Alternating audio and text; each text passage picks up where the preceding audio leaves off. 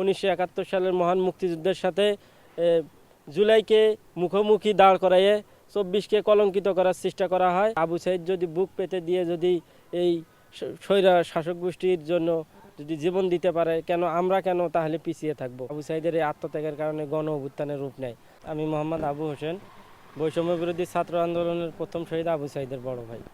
তো আপনারা দেখেছেন আমার ছোট ভাই শহীদ আবু সাইদ, তার যে নির্মম আত্মত্যাগ মানুষকে এই জুলাই আন্দোলনে, সাধারণ ছাত্র জনতাকে এই আন্দোলনে সম্পৃক্ত হওয়ার জন্য অনুপ্রাণিত করছিল। প্রথমে কিন্তু এই জুলাইয়ের 24-এর যে আন্দোলন শুরু হয়েছিল, এটা কোটা সংস্কার আন্দোলন থেকে শুরু হয়েছিল।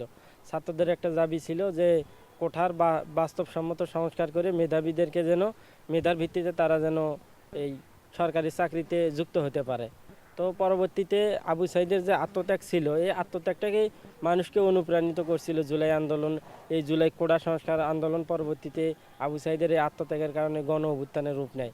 ছাত্র জনতা থেকে শুরু করে বিভিন্ন শ্রেণী পেশার মানুষ এই আন্দোলনের সাথে যুক্ত হয় এবং এই হাসিনা যে দীর্ঘদিন ধরে স্বৈরাচার এবং ভোটবিহীনভাবে নিজের ইচ্ছামতো ভোট করে রাষ্ট্রীয় ক্ষমতা আঁকড়ে ধরেছিল, মানুষ এই আবু সাইদের যে মৃত্যু, এখান থেকে মানুষ অনুপ্রাণিত হয়, মানুষ সাহস ফিরে পায় যে আবু সাইদ যদি বুক পেতে দিয়ে যদি এই স্বৈরা শাসক গোষ্ঠীর জন্য যদি জীবন দিতে পারে, আমরা কেন তাহলে পিছিয়ে থাকবো?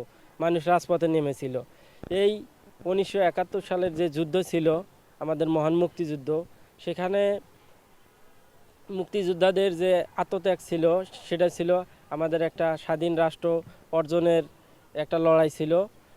মহান মুক্তিযুদ্ধে মুক্তিযোদ্ধাদের জীবনের বিনিময়ে আমরা একটা স্বাধীন সার্বভৌম বাংলাদেশ পেয়েছিলাম।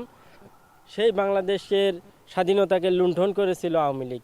এই 24-এর ছাত্র জনতা জীবন দিয়ে, রক্ত দিয়ে এই স্বাধীনতাকে পুনরুদ্ধার করেছে, ফ্যাসিবাদের কবল থেকে দেশকে মুক্ত করেছে।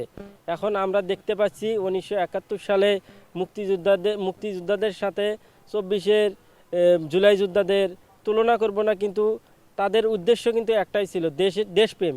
1971 সালে যেমন আমরা স্বাধীন দেশ পেয়েছি, এই 24-এর জুলাই গণ অভ্যুত্থানে ছাত্র জনতা জীবন দিয়ে, রক্ত দিয়ে, সেই মুক্তিযোদ্ধাদের জীবন দিয়ে অর্জিত স্বাধীনতাকে আবার পুনরুদ্ধার করেছে ফ্যাসিবাদের কবল থেকে। তো আমরা দেখতে পাই বিভিন্ন ধরনের রাজনৈতিক ব্যানারে এবং রাজনৈতিক স্বার্থ হাসিলের উদ্দেশ্যে জুলাই যোদ্ধাদেরকে বিভিন্ন সময় ব্যঙ্গ বিদ্রূপ করা হয়, বিভিন্ন ধরনের কটু কথা বলা হয়।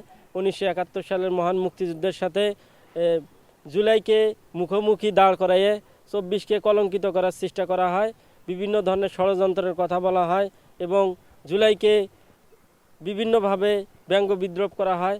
তীব্র নিন্দা ও প্রতিবাদ জানাচ্ছি। এখানে দাঁড়িয়ে জুলাই শহীদদের কবর জিয়ারত করে আসে এখানে আমি দাঁড়াইছি, তীব্র নিন্দা এবং প্রতিবাদ জানাচ্ছি। কিছু কিছু ব্যক্তি আছে এই জুলাইকে নিয়ে কটূক্তি করে, বিভিন্ন ধরনের ব্যঙ্গ বিদ্রূপ করে কথা বলে। বিশেষ করে শান্তা ফারজানা নামে এক মহিলা আছে, নতুন ধারার বাংলাদেশ, এবং তার সাথে তার সাঙ্গপাঙ্গরা আছে। আমি দেখছি 1 জুলাই তারা জুলাইকে থুতু দিয়ে জুলাইকে শুরু করি, এই ধরনের দুঃসাহস দেখানোর সুযোগ পাই। এই জুলাইয়ের পক্ষের যারা শক্তি ছিল, তারা রাষ্ট্রীয় ক্ষমতায় থাকা অবস্থায়। আমি চাই এই সমস্ত জুলাইকে নিয়ে যারা বিকৃত কথা বলে, জুলাইকে প্রশ্নবিদ্ধ করার চেষ্টা করে, মহান জুলাইকে যারা ব্যঙ্গ বিদ্রূপ করে, তাদেরকে যেন রাষ্ট্র এবং সরকার তাদের বিরুদ্ধে কঠোর অ্যাকশন নেয়। আমরা এই জুলাইয়ের যে অবমাননা, ব্যঙ্গ বিদ্রূপ আমরা মেনে নিব না।